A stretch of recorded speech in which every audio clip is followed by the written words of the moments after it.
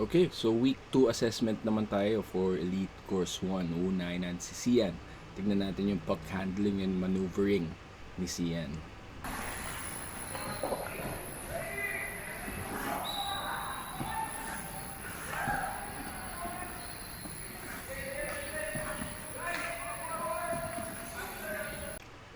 Okay, ang mga nagustuhan ko dito sa maneuvering part ni Sian is una, linilinan niya yung katawan niya towards sa direction na pupuntahan niya.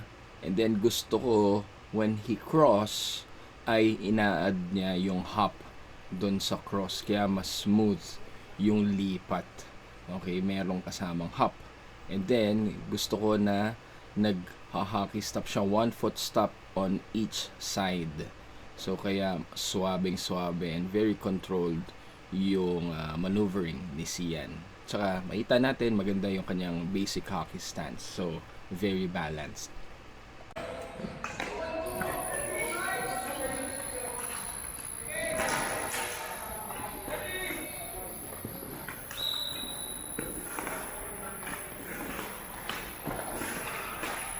So puck control naman ni Sian, may kita pa rin natin na ayun, naglilin pa rin siya dun sa side na pupuntahan niya. That's good.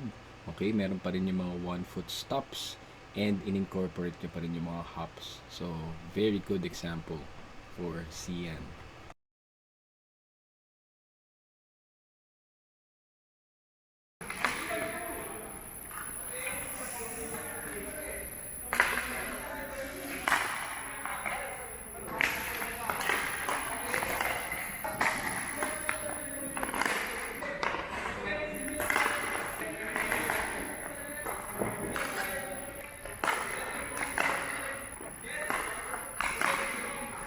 Sa passing and receiving naman ni Sian, may kita natin yung mga good points na ginagawa niya. Una, when he passes, may kita natin pinapoint niya yung stick niya dun sa direction ng kanyang target. So that's a skill na kailangan practicein ng ating mga players.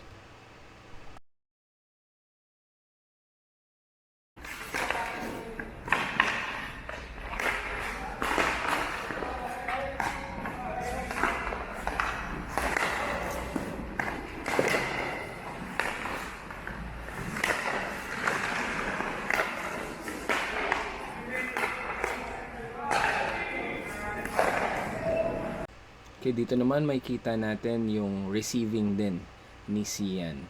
Ang ayoko lang dito may mga parts na rini-receive ni Sian yung puck sa backhand.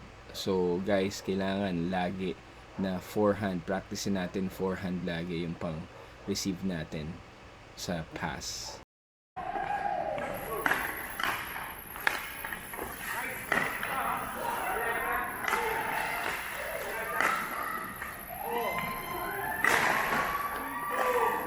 Okay, dito naman sa last part, makikita natin yung shooting technique ni Sian. So here, he's still passing the puck.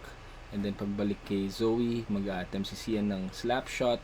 Although I know hindi naman yon yung tamang way ni Sian na mag-slap shot kasi nakita ko na siya mag-slap shot before. Pero pansinin natin ano yung mga tama na way to do a slap shot. Okay, first part ng slap shot is yung load. Ayan, may kita natin yung buwelo. Mataas. Okay, above sa hips. So, good. Alright, and nakabend yung knees ni Sian. Next is yung release. Yung release ni Sian here, it's medyo mababa. So, dapat mas angat pa. So, bandang dito. And then, yung follow through mo, dapat nakaturo yung point ng stick mo doon sa target. Pero yun, all in all, maganda yung performance ni Sian for this week. I'm gonna give him a 4 out of 5.